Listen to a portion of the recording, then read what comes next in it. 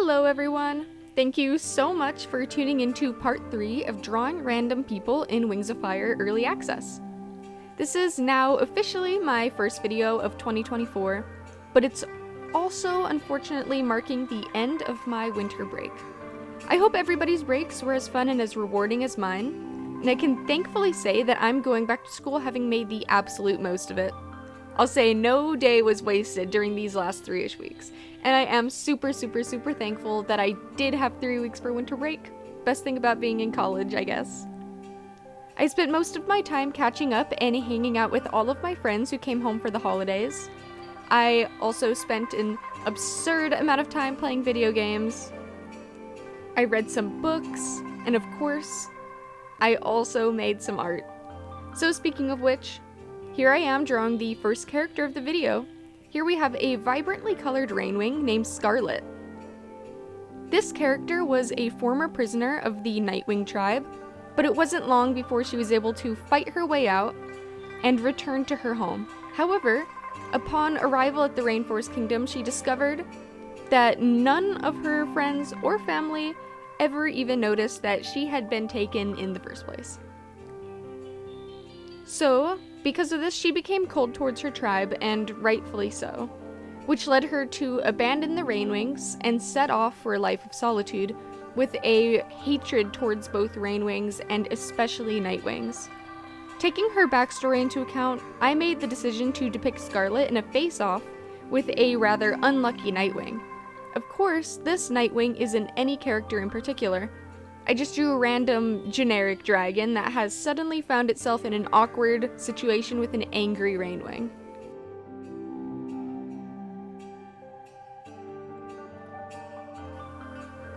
Of all parts of the digital art process, my favorite part has actually always been the sketching or line art phase. I say these two terms together because my line art phase is actually combined with my sketch phase.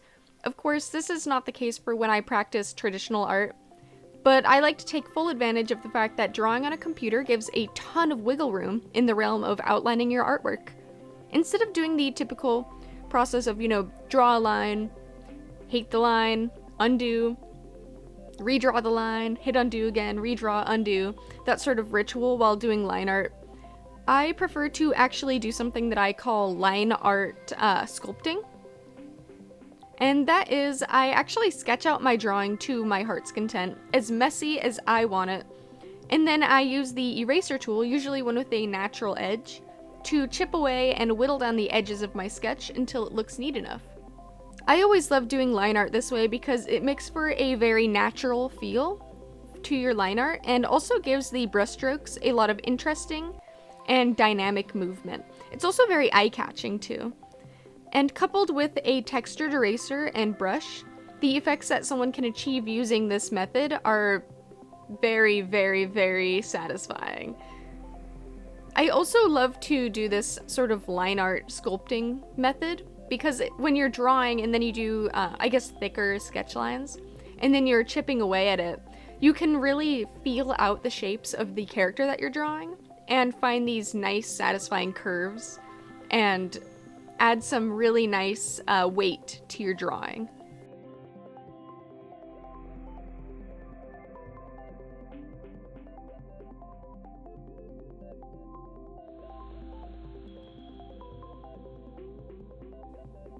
I actually really quite enjoyed drawing the colors for this character, and I felt that the creator of this dragon did a very good job designing the name and color scheme, because in her bio she was described to be a very angry Rainwing, and of course the Rainwings change colors due to their emotions, so she must be like angry all the time, which is also funny because her name is Scarlet and she's always Scarlet, and I felt that was a pretty clever character design.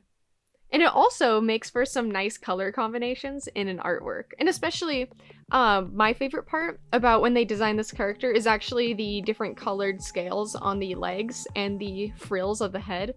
It really helps balance out the overwhelming amount of red within the character design. And it's actually really pretty. Whoever made this, they did a great job designing their characters' colors. It was super fun to paint.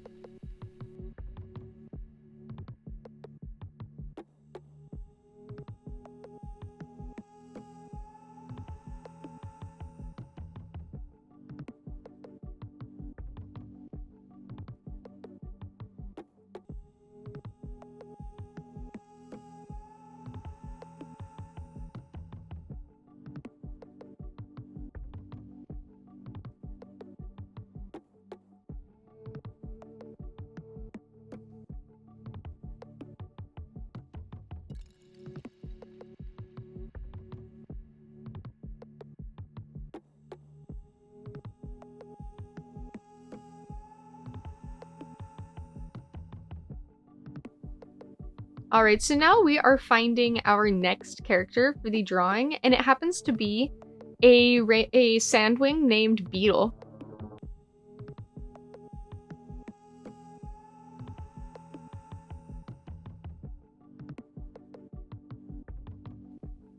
And as opposed to our last dragon, he's actually a very sweet Sandwing. He's described to have ambivert-like personality, and he tries to be funny around those he cares about. He also has a pet snake named Boa, and of course, I made sure to feature Boa in this artwork. She looks a little funny right now, but as I'm working out the line art for my drawing, I do end up giving her a really, really cute face. And I absolutely loved how Boa turned out. The snake on the Sandwing's tail, and although this particular drawing did take me about half the time that the first one took, the picture of Scarlet that I made actually took me about 6.5 hours to finish from start to end. But this one only took me about 3 hours, which was nice. Probably because the first one was almost a full body, not exactly full body, but there were 2 dragons in it and almost entire like full body shots of them, so of course it took a lot more time. But this one was only a headshot or a bust, and so it was very nice to paint this one. It didn't take nearly as much time as the other one took, and it is my favorite. But not only do I think the snake is one of the best parts about this drawing, but you'll see later in the artwork that the colors are super nice for this dragon as well, and also for the background. But this one, I think that, oh goodness, I just love it. All aspects, the expression on the face of the characters, the snake, the posing, everything about it, I just absolutely love. I think this one's definitely my favorite. That's why I included it last in the video.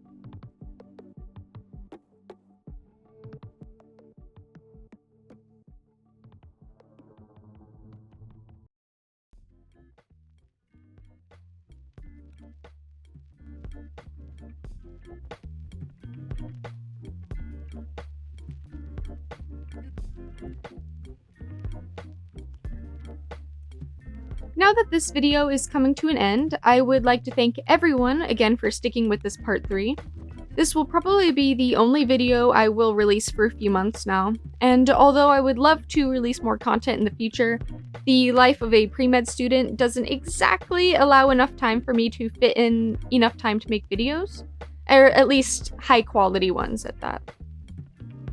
And also, not to mention that I also sell my soul to the coffee gods for my part-time job. But, speaking of which, an idea I did have for future art videos involved a more storytelling aspect to the voiceovers.